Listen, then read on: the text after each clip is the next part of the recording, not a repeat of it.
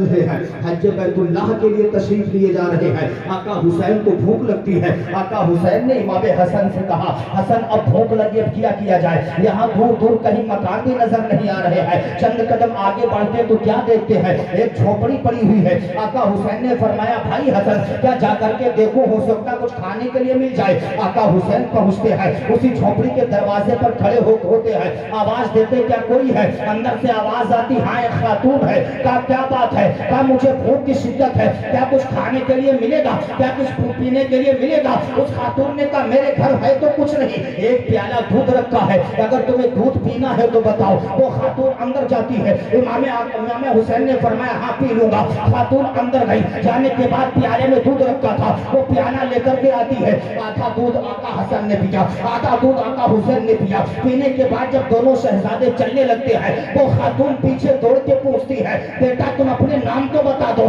تمہارا نام کیا ہے؟ تمہارے چہرے سے نور کی شعاعیں نکل رہی ہے، میں نے تمہارا چہرہ دیکھا ہے، ابھی تک اتنا خوبصورت کسی کو دیکھا ہی نہیں ہے۔ کون سی ایسی نصیبوں والی ماں ہے جس ماں نے چاند جیسے بیٹوں کو جنم دیا ہے؟ بیٹا تم اپنا پتہ تو بتا دو، اپنا نام تو بتا دو۔ آقا حسین نے فرمایا میرا پتہ آقا کا مدینہ ہے، اے خاتون جب تجھے ملنا ہو تو آقا کے مدینے آ جانا، ہم سے ملاقات ہو جائے گی۔ اتنا کہا حسنین کریمین حج سے چلے جاتے ہیں۔ حج سے جب واپس آتے ہیں، اب یہی شریفہ خاتون مدینہ شریف پہنچتی ہے۔ آقا حسین گھر سے باہر نکلے، کیا دیکھتے ہیں؟ وہی عورت جس نے پیالہ دودھ پلایا تھا۔ آقا حسین نے اس عورت کو دیکھا، پہچان لیا، لیکن عورت نے پہچان نہیں پایا ہے۔ آقا حسین اس عورت کو اپنے ساتھ لیتے ہیں، صرف ایک پیالہ دودھ پلایا ہے، ایک پیالہ دودھ پلایا ہے۔ آقا حسین نے عورت کو گلی میں دیکھا، پہچان لیا، اپنے گھر لے جاتے ہیں، خاطر تواضع کرتے ہیں، کئی دن تک مہمان نوازی کرتے ہیں۔ جب وہ ضعیفہ خاتون جانے لگتی ہے،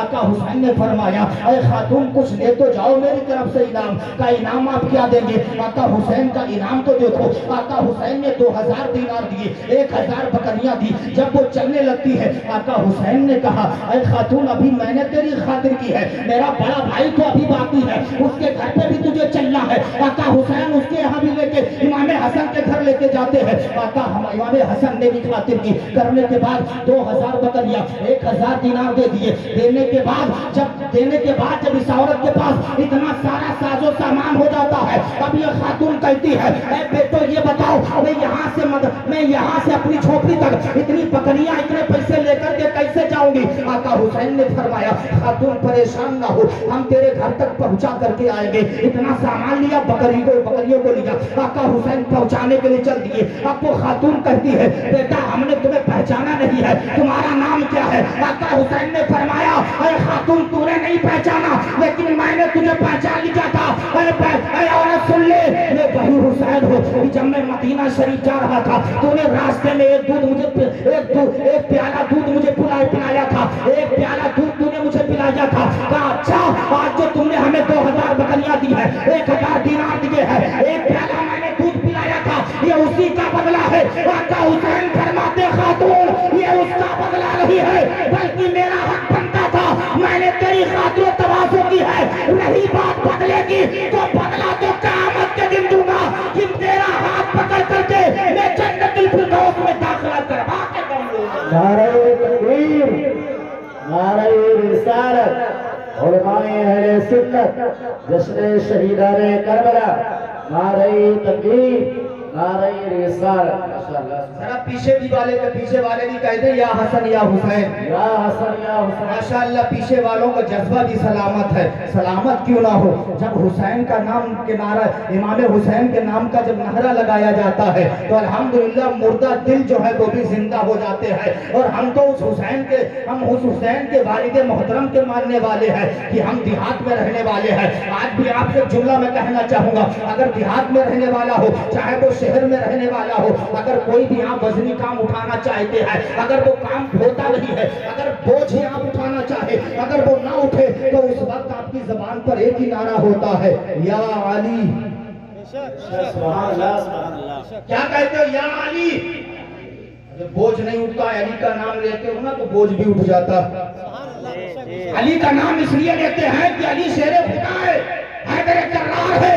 جب علی کا نام لیتے ہیں تو بوجھ بھی اٹھ جاتا۔ سبحان اللہ، یہی آقا حسن ہے، یہی آقا حسین ہے۔ اللہ پر کبیرہ، محبت دیکھو اللہ کے کے رسول کتنی فرماتے ہیں. حضرت اسامہ بن زید سے روایت ہے, حضرت اسامہ بن زید کہتے ہیں ایک مرتبہ میں اللہ کے رسول کی بارگاہ میں پہنچا, میں نے دیکھا اللہ کے رسول کمبل اوڑھے ہیں, چادر کے اندر کوئی چیز ابھری ہوئی معلوم ہو رہی ہے. حضرت اسامہ بن زید کہتے ہیں ایسا لگ رہا تھا چادر میں کچھ ہے. حضرت اسامہ بن زید فرماتے ہیں جب میں اپنی ضروریات سے فارغ ہوا میں نے کہا یا رسول اللہ فداک ابی و امی, میرے ماں باپ آپ کے قدموں پر قربان, یا رسول اللہ آپ اپنا کمبل ہٹائیے تاکہ میں دیکھوں آپ کے کمبل میں کیا ہے. حضرت اسامہ بن زید کہتے ہیں اللہ کے رسول نے جب اپنا کمبل ہٹایا میں نے دیکھا کمبل میں حسنین کریمان تشریف فرما ہے, حسن و حسین جلوہ فرما ہے. اس وقت اللہ کے رسول نے یہ دعا فرمائی تھی اے اللہ میں ان سے محبت کرتا ہوں, تو بھی ان سے محبت فرما, ان سے بھی محبت فرما جو ان سے محبت کرتا بے ہے. شک سبحان اللہ سبحان اللہ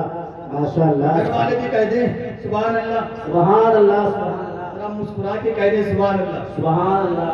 سو تو نہیں رہے ابھی, ہم الحمدللہ سونے والے میں سے نہیں ہیں, اس لیے کہ سنی نہ کبھی سوتا ہے, سنی نہ کبھی تھکتا ہے نہ کبھی چھکتا ہے. ہم ذکر حسین سننے سے نہ کبھی تھکتے ہیں نہ کبھی چھکتے ہیں. کیوں؟ حسین کے کھچڑے سے, غوث کی بریانی سے جو بھی یہ پچھڑا وہ مرد نہیں بلکہ ہے غوث کی بریانی. حسین کے کھچڑے سے جو بھی یہ پچھڑا وہ مرد نہیں بلکہ ہے. ہاں سمجھدار ہو, میں نہیں کہوں گا پہنچ جائیے. ہم الحمدللہ غوث کی بریانی کھاتے, حسین کے نام کا کھچڑا کھاتے ہیں, نہ کبھی ہم تھکتے ہیں نہ کبھی ہم چھکتے ہیں. شان دیکھو آقا حسین کی, کیونکہ وقت چاہیے کم سے کم 3 گھنٹہ ہمیں بولنے کے لیے. جو مجھے موضوع دیا گیا اس موضوع پر 3 گھنٹہ گفتگو ہو. اب آپ کے ذہن نشین میں باتیں کر سکتا ہوں. پیار سے بولتے یا حسن یا حسین, جو ہم سے کہا گیا انشاءاللہ وہ کر کے دکھاؤں گا. پیار سے بولے یا حسن یا حسین.